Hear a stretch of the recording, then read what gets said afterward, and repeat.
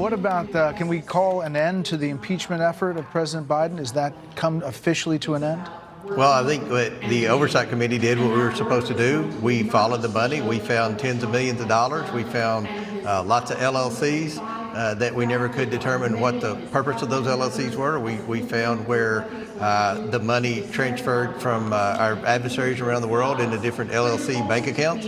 We had the Bidens in for a deposition and a transcribed interview. They couldn't definitively say what they did for the money, and I think the American people have the truth now. We did what we were supposed to do. My job wasn't to impeach. My job was to investigate, and I investigated, and we've turned over our findings to Speaker Johnson's office. He can determine what to do with that. But I believe the American people know a lot more about what the Bidens have done because of our work. That was a long, drawn-out way for James Comer to admit that throwing away a year and a half of American taxpayers' time and money on his investigation into the Bidens has come to a close.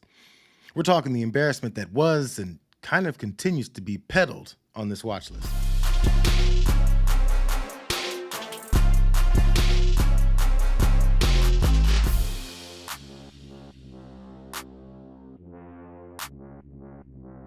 Well, I think Chairman Comer did a magnificent job exonerating Joe Biden of all the fraudulent charges that were raised against him in this Congress. And of course, there was no high crime, no misdemeanor. And Joe Biden is a passionate public servant filled with integrity and honesty. Nobody's buying what he's selling on that. I really don't know why someone hasn't advised James Comer and Jim Jordan on how to quietly bow out of this quest for impeachment that was initiated to help Trump's campaign.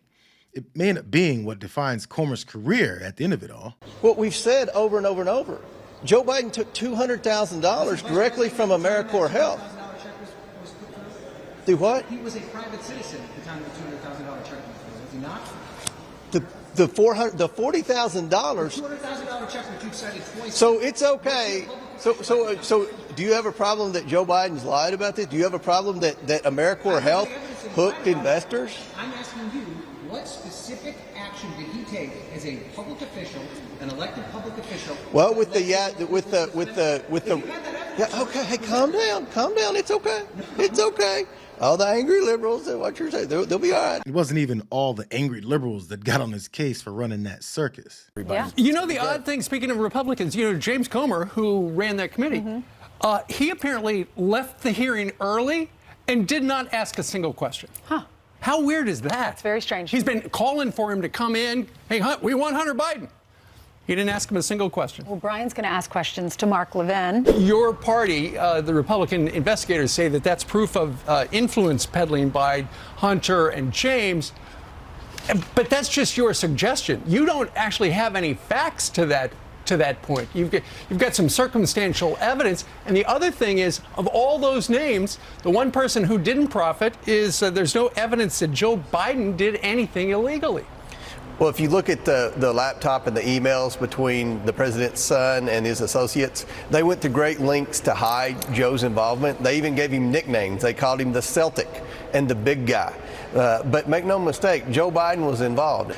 We're at the very beginning stages of this, but in talking with the informants that we have, some of the former Biden associates that nobody's heard from yet, we know that Joe Biden was actively involved, and we're still looking for more bank records that we believe will implicate Joe Biden. But through all the brick walls, the humiliating hearings, and jokes told on the House floor at his expense, this guy can't fully let it go, due to the hope that Donald Trump will target his political enemies as promised. And do you believe that the Democrats have promised him something in return for him stepping out of the race? I definitely think they promised him that they would all give him tremendous accolades and the press would write glowing stories about him, and that's what's happened. The mainstream media complied with the request of whoever was in that smoke-filled room, and they've just been writing glorious reports of Joe Biden's tremendous legacy.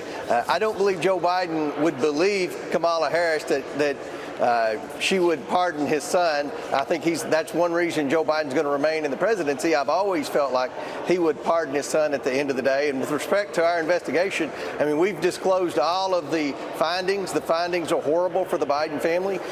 Hunter Biden, Jim Biden, the president's son, the president's brother, they're going to need a pardon because the next Justice Cabinet is going to prosecute them for perjury, for Congress, and for lots of financial crimes. And, with respect to me, what do we do from this point on? Is Merrick Garland going to go after me for the abuse of a corpse if we keep on with Joe Biden? I mean, he has essentially stepped down, and I don't think the family's influence peddling anymore. So I think our investigation's been a success in providing the American people with the truth and preventing these crimes from happening anymore. Even Fox News was tired of listening to him search for a way to keep hope alive at the end of that answer, other than, if Trump wins, we'll prosecute based on our speculative case against him.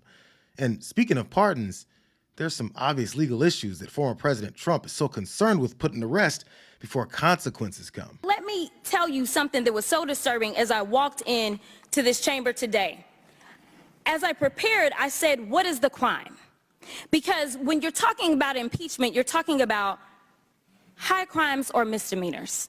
And I can't seem to find the crime. And honestly, no one has testified of what crime they believe the president of the United States has committed. But when we start talking about things that look like evidence, they want to act like they blind. They don't know what this is. These are our national secrets. Looks like in the to me. This looks like more evidence of our national secrets, say on a stage at Mar-a-Lago. When we're talking about somebody that's committed high crimes, it's at least indictments. Let's say 32 counts related to unauthorized retention of national security secrets, 7 counts related to obstructing the investigation, 3 false statements, 1 count of conspiracy to defraud the United States, falsifying business records, conspiracy to defraud the United States, 2 counts related to efforts to obstruct the vote certification proceedings, 1 count of conspiracy to violate civil rights, 23 counts related to forgery or false document statements, 8 counts related to soliciting, and I could go on because he's got 91 counts pending right now. For real, it might be best to just accept the loss and say that they were looking for the crime and they didn't know that they'd come up empty. Because unsurprisingly, what they were able to accomplish was to expose that their commitment to this case had even more damning connections than we imagined. Congressman, what is your reaction to this revelation from the special counsel David Weiss? Well, it's pretty shocking, and especially what it means that has been going on for the last 4 years, which is that wittingly or unwittingly, House Republicans have been acting as an agent or an asset of Russian intelligence for Vladimir Putin. This whole Burisma thing was debunked during the first impeachment investigation in 2019 by numerous witnesses, all of whom experts on Ukraine and Russia.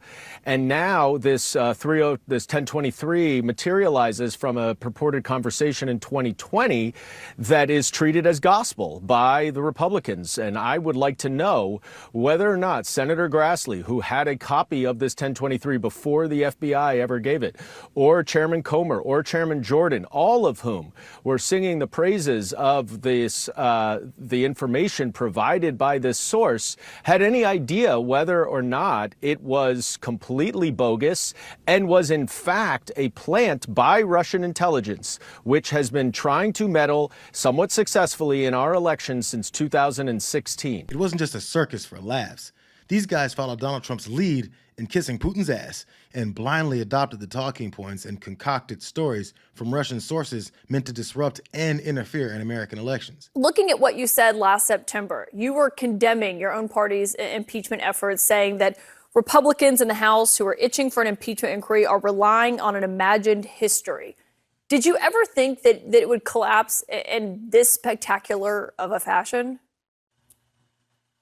Well, Caitlin, it's even more of an imagined history now. Obviously, this witness, and we were warned at the time that we received the document outlining this witness's testimony. We were warned that the credibility of this statement was not known. And yet, people, my colleagues, went out and talked to the public about how this was credible and how it was damning and how it proved President Biden's, at the time, Vice President Biden's complicity in receiving bribes. It appears to absolutely be false and to really undercut the nature of the charges. And although they didn't get away with it, they'll still get away with the traitorous behavior that fueled this unbridled commitment to eliminate President Biden by any means necessary, all to give an assist to Donald Trump, who refuses to focus on anything or anyone else except his illusion of greatness.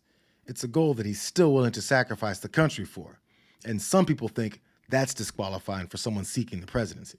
And watch as Donald Trump has embraced Putin. Watch that. It's not just happening today, it's been happening. As Trump, threatened to abandon NATO and encouraged Putin to invade our allies. He even said Russia can, and I'm going to quote him now, and forgive the use of the word, but he said, quote, Russia can, quote, do whatever the hell they want. And he wants to be the President of the United States? And understand, as Trump bows down to dictators, he makes America weak. And that is disqualifying for someone who wants to be Commander-in-Chief of the United States of America. That is disqualifying.